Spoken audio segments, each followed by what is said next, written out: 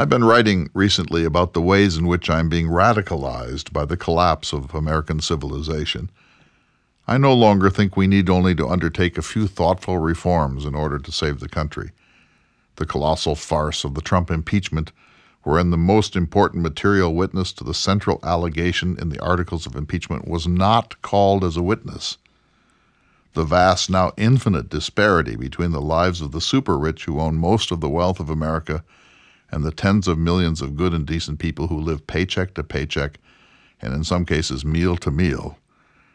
The ways in which we are impairing the planet's basic capacity to support life with the destruction of the Amazon rainforest, the world's lungs, and the blinking out of hundreds of species per year so that we can store our nutrition-free soft drinks in use once and throw in the ocean plastic containers.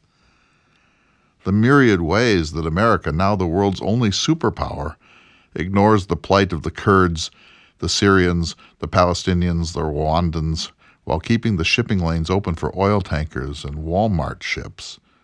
All this has radicalized me. We know too much now because of the proliferation of amazing and well-researched books about every troubled zip code in the world. We get to see Australia and California burning in high-definition home theaters. We watch, sometimes in real time, when our drones accidentally explode a wedding party in Afghanistan while trying to assassinate an Islamic jihadist. We have to choose to be ignorant now, to turn away deliberately from the implications and the cost of our way of life, because if we actually stared the dark underside of American life in the face, we would have to do something about it or just give up and shout, "Drill, baby, drill." Maybe I've been living with Thomas Jefferson too long, but I find myself gravitating more and more towards revolutionary doctrines and less to his dumbwaiters and skylights and library classification systems. Here's a local example. In the last couple of years, a North Dakota rancher and industrial trucker threw up a bridge across the sacred Little Missouri River in McKenzie County without bothering to get permits from the U.S. government or even the county in which he built the bridge. He just did it, I suppose on the principle that it's easier to ask forgiveness than to get permission. There aren't many bridges on the Little Missouri River in the fabulous North Dakota Badlands, because this is one of the most sparsely populated places in North America, and because we should do everything in our power to save North Dakota's most beautiful and stark landscapes from routine industrialization and extraction. But this very wealthy fellow wanted a bridge to make his life richer and more convenient, so he just had one built, partly on federal property. When this crime was discovered by my friend Jim Fugely, who began his journalistic career as a sports editor and is ending it by writing some of the most important investigative journalism in North Dakota life, federal and state agencies, who were blissfully unaware that a bridge had been thrown up in North Dakota under their noses, and they weren't even aware of it, they wrung their hands and growled and grumbled for a while, and then, of course, merely slapped the culprit's hands and told him that he had done an irresponsible thing. But the bridge remains. I believe the bridge must be demolished, carefully and at the rascal's expense, and that he should pay a very large fine, one that bites into the millions he has extracted from the Bakken oil boom, and frankly, I believe he should go to prison. I'm serious. As President Bush Sr. said when Saddam Hussein invaded Kuwait back in 1991, this must not stand. The late Edward Abbey invented the phrase monkey wrenching, and he probably would have advocated blowing up that bridge as a public service. I would not undertake that, of course, and I would condemn it if it happened, probably, though it would be a pretty cool final career move for someone who takes Thomas Jefferson seriously.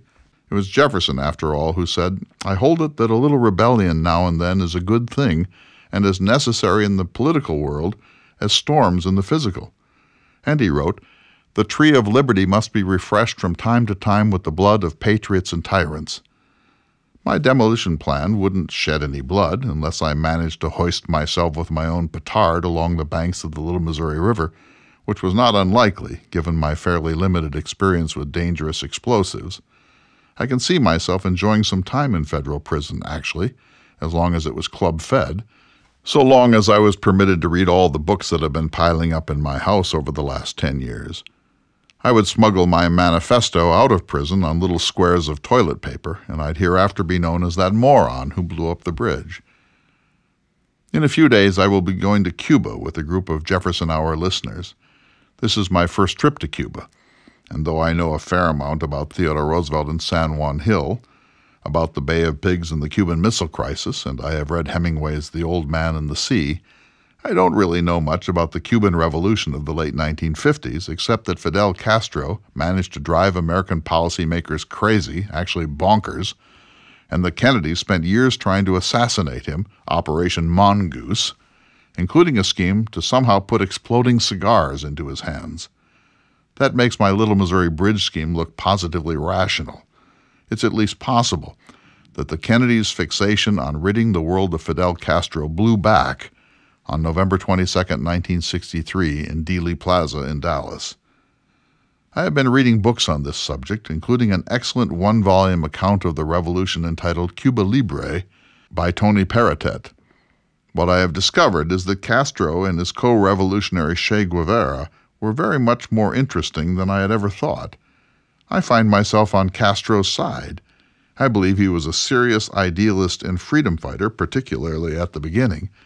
He believed that he was acting in the same spirit as the Green Mountain Boys of Vermont, the Sons of Liberty, the Minutemen, and the Worthies of 1776, including Senor Jefferson.